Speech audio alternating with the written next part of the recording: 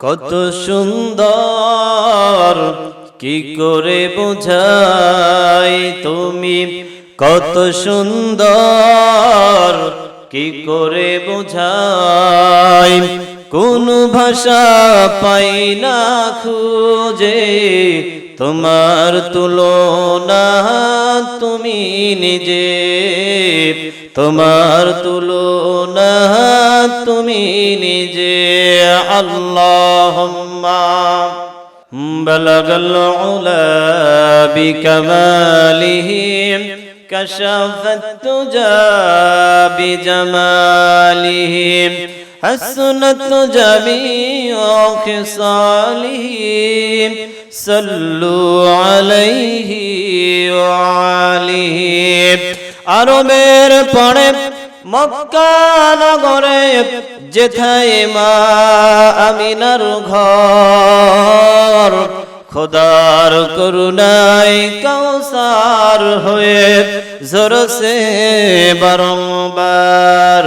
বালাগাল উলা বিকামালিহি কাশাফাত thuja বিজামালিহি Hasnat জামিউ খিসালিহি সাল্লু আলাইহি ওয়া আলিহি। আল্লাহুম্মা আমিন। ربنا ظلمنا أنفسنا وإن لم تغفر لنا وترحمنا لنكونن من الخاسرين. ربنا لا تزغ قلوبنا بعد إذ هديتنا وهب لنا من لدنك رحمة إنك أنت الوهاب. رب ارحمهما كما ربياني صغيرا رب ارحمهما كما ربياني صغيرا. হায় আল্লাহ তাআলা মাবুদ মেহেরবান, তোমার রহমতের দৃষ্টি দিয়ে লক্ষ্য করে দেখো, ও দরদের আল্লাহ, আসমানের নিচে জমিনের উপরে মাওলা, দরদের আল্লাহ পবিত্র কোরআনুল কারীম সামনে নিয়ে তোমার শাহী দরবারে ভিক্ষুকের মতো দুটো হাত তুলে দিলাম গো আল্লাহ। ও দরদের আল্লাহ, হাত তুলে দেওয়ার পূর্বে তোমার কালামুল্লাহ শরীফ থেকে তেলাওয়াত করা হলো, তোমার হাবিবের উপরে কয়েকবার দরুদ এবং সালাম পাঠ করা হলো। যদি এর ভিতরে ভুল হয়, তোমার গফফার নামের ওসিলায় সকল ভুল তুমি আল্লাহ মাফ করে দাও।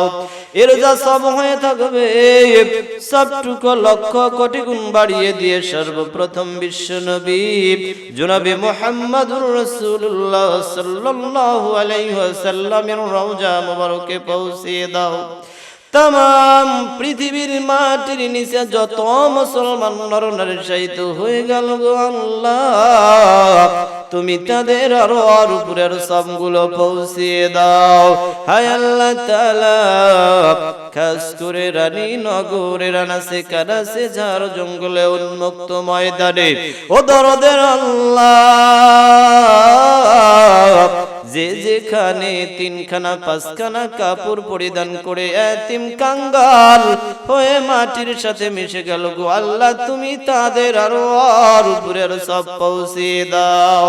हाय आल्लाह ताआला विशेष करे मौला काल महा मुसीबतेर समय विपदेर समय ओ दरदेर आल्लाह जेई समय पिता पुत्रके चिनबे ना जन्म दुखिनी मा सन्तानके चिनबे ना काफेर मुशरिकदेर मगजगुलो गले टप टप करे कान दिए नाक दिए जमिने पड़बे ओ दरदेर आल्लाह ओई महा मुसीबतेर समय এই মাহফিলের আয়োজন জেনারা করলেন আমরা শোনার জন্য বলার জন্য যারা আসলাম কাল মহা মুসিবতের সময় এই মাহফিল আমাদের সকলের নাজাতের উসিলা বানায়া দিয়েন গো আল্লাহ।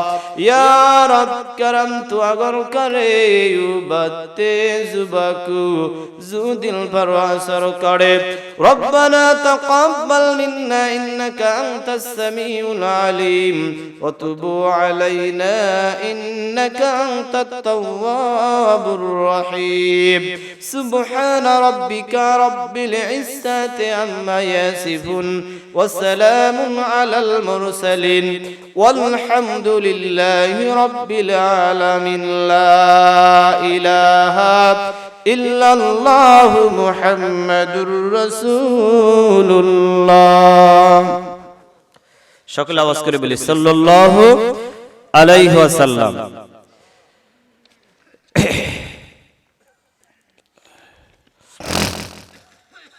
রানীনগর পশ্চিমপাড়া বাইতুল আমান জামে মসজিদের আজকের 12তম তাফসিরুল কোরআন মাহফিলের শ্রদ্ধাভাজন সভাপতি আলহাজ brigadier general doctor Mohammad Abdul Mannan অবসরপ্রাপ্ত, বারাকাল্লাহু ফি হায়াতি, আমরা সকলে বলি আমিন। আজকে মাহফিলের সামনে উপস্থিত মুসলমান ভাইরা, আজকে মাহফিলের প্রধান বক্তা সহ পর্দার অন্তরালে মা এবং বোনেরা এবং সাউন্ড সিস্টেমের মাধ্যমে যতদূর আওয়াজ যায় সকলের নিকট রইল আমার আন্তরিক মুবারকবাদ এবং সালাম। আশা করি সকলেই আমার সালামের জবাব দিবেন। আসসালামু আলাইকুম ওয়া রাহমাতুল্লাহি তাআলা ওয়া বারাকাতুহু। সর্বপ্রথম সে আল্লাহ তাবারক তাআলার দরবারে লাখো কোটি শুকর এবং সুজুদ জানিয়ে, যে আল্লাহ পাক এই কনকনার শীতকে উপেক্ষা করে আমাকে আপনাকে এই জালিসুর রহমান তথা জান্নাতের বাগানের ভিতরে আসবার মতো, কোরআন হাদিস থেকে কিছু কথা শুনবার মতো এবং বলার মতো তৌফিক যেই রব দান করলেন, এর জন্য আমরা খুশি না বেজার? একটু আওয়াজ করে বলতে হবে, খুশি না বেজার? দেখেন আজকে আমরা সুস্থ আছি, এটা আল্লাহ পাকের বড় একটা কি নিয়ামত, তাই না? এই সময় কত মানুষ টেলিভিশনের সামনে আছে, আছে না? কত মানুষ রাস্তায় আছে, দোকানপাটে আছে, আছে না? কত মানুষ আবার অসুস্থ হয়ে হাসপাতালের বেডেও কিন্তু আছে। আবার চোর ডাকাত গুন্ডা বদমাইশ এরা কিন্তু লাল দালানের ভিতরেও আছে, আছে না? কিন্তু যে আল্লাহ পাক আমাকে আপনাকে মুক্তভাবে এই জান্নাতের বাগানের ভিতরে আসার তৌফিক দান করলেন, এর জন্য আমরা সেই রবের দরবারে শুকরিয়া আদায় করি। সকলে বলি আলহামদুলিল্লাহ। আরো একটু আওয়াজ দিয়ে কি বলা যাবে না আলহামদুলিল্লাহ?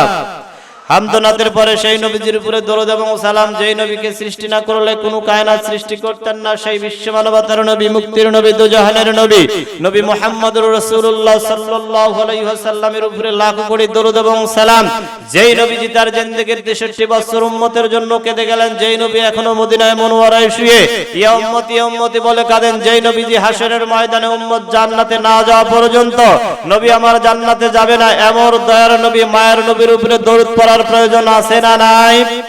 যদিও আজকের সমাজে কিছু খেকশিয়াল পাতিশিয়াল বলে নবীজির উপরে দরুদ পড়ার প্রয়োজন নাই, নবীজি আমার আপনার মতো সাধারণ মানুষ, এই রকমের কথা কিছু কুলাঙ্গার বলে কি বলে না? নবী কি আমার আপনার মতো সাধারণ মানুষ? নবী কি আমার আপনার মতো সাধারণ মানুষ? নবীর দাম আছে না?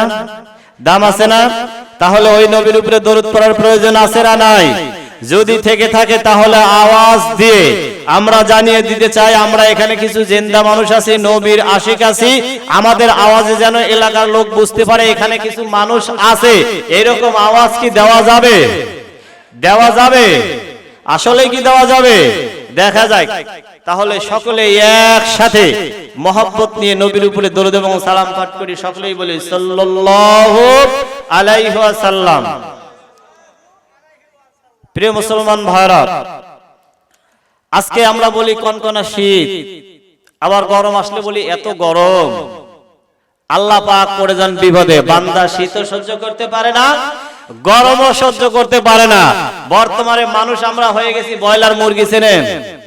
চেনেন? ব্রয়লার মুরগি চেনেন? গরমেও বাঁচে না, স্ট্রোক করে, শীতেও বাঁচে না, ঠান্ডা লাগে। আমাদের অবস্থা এই রকম, কীটনাশকের সব জিনিস খায়া আমরা আজকে হয়ে গেছি এই রকম। আসলে মানুষ আমরা কতদিন এই পৃথিবী থাকবো কোনো গ্যারান্টি আছে? কোনো গ্যারান্টি আছে? এমনও হয়ে যেতে পারে আজকের আলোচনা, আজকের মাহফিলটাই আমার আপনার জীবনের শেষ মাহফিল। আওয়াজ দিয়ে বলেন ঠিক কিনা? তাহলে আজকের মাহফিলটাই যদি আমার আপনার জীবনের শেষ মাহফিল হয়, তাহলে এখান থেকে আখিরি মোনাজাত করার আগে কে কে বাড়িতে চলে যাবেন? দুহাত তুলে দেখান। কেউ যাবেন না? কেউ যাবেন না? ইনশাআল্লাহ আখিরি মোনাজাত করে যাবেন তো? ইনশাআল্লাহ। প্রিয় মুসলমান ভাইরা, তাহলে এই পৃথিবীতে আমরা গোলাম কার? আওয়াজ দিয়ে বলতে হবে, গোলাম কার? আমাদের কাজ হলো আল্লাহর গোলামি করা। আমাদের স্রষ্টা আল্লাহ, গোলাম হলো আমরা আল্লাহ। আজকে মাহফিলের যেই ঘরকে কেন্দ্র করে মাহফিলের আয়োজন করা হয়েছে, এই ঘরটা কার?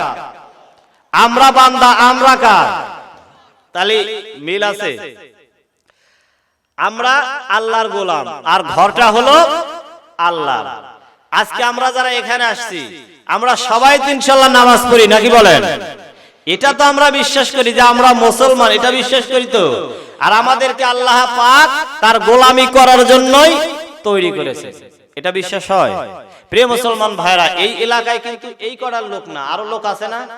কিন্তু সবাই কি এই জায়গায় আসতে পারবে? এই জায়গায় কি সবাই আসতে পারবে?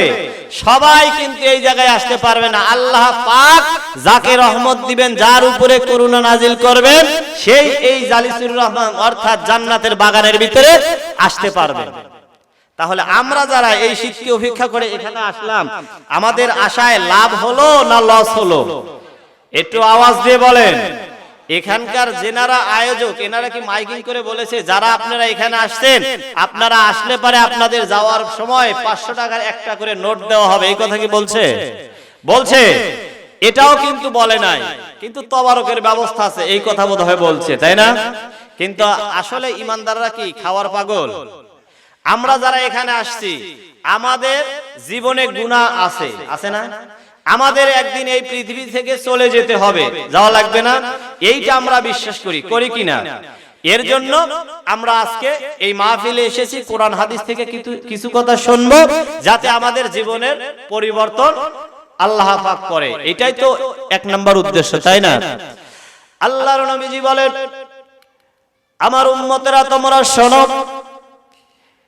আল্লাহর জমিনের ভিতরে, আসমানের নিচে, জমিনের উপরে যেই জায়গায় কোরআনুল কারীম থেকে কোনো কথা হয়, কোনো তেলাওয়াত হয়, তোমরা যদি ওই জায়গায় গিয়ে বসতে পারো, নবীজি আমার বলে 60,000 নফল নামাজ পড়লে যেই সব হবে, ওই ব্যক্তির আমল নামায় আল্লাহ পাক সেই সমপরিমাণ সব দিয়ে দিবে। একটু আওয়াজ করে বলা যাবে কিনা আল্লাহু আকবার? আমার মুসলমান ভাইরা, গভীর মনোযোগ দিয়ে কথাগুলো শুনতে হবে। আল্লাহর নবীজি বলে, ও আমার উম্মতেরা তোমরা শোনো শোনো শোনো।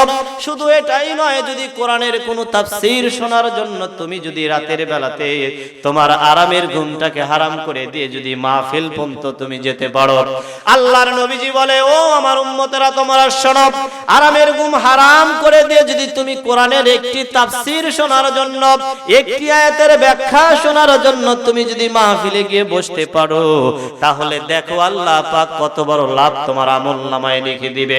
আমার নবীজি বলে, ও আমার উম্মতেরা, আমি নবী এই পৃথিবীতে এক সময় থাকবো না, চলে যাব। আমি এই পৃথিবী থেকে চলে যাব, কিন্তু আমার এই বাণীগুলো আমার উম্মতের মাঝে তোমরা পৌঁছিয়ে দিও। যখন আল্লাহর কোন বান্দা কোরআনুল কারীমের কথা শোনার জন্য ঘর থেকে বের হয়ে যায়, আমার নবীজি বলেন, যখন বান্দা ঘর থেকে বের হয়ে যাবে, ওই বান্দার পায়ের নিচে আল্লাহর রহমতের ফেরেশতারা ডানা বিছিয়ে দেয়।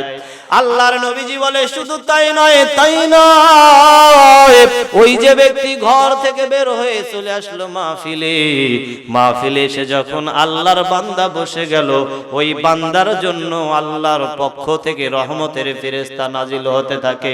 একটু আওয়াজ দিয়ে বলেন আল্লাহু আকবার। এমন ভাবে রহমতের ফেরেশতারা নাজিল হয়, ও রানীনগরের মুসলমান, একটু বিবেক দিয়ে কথাগুলো শুনে যান।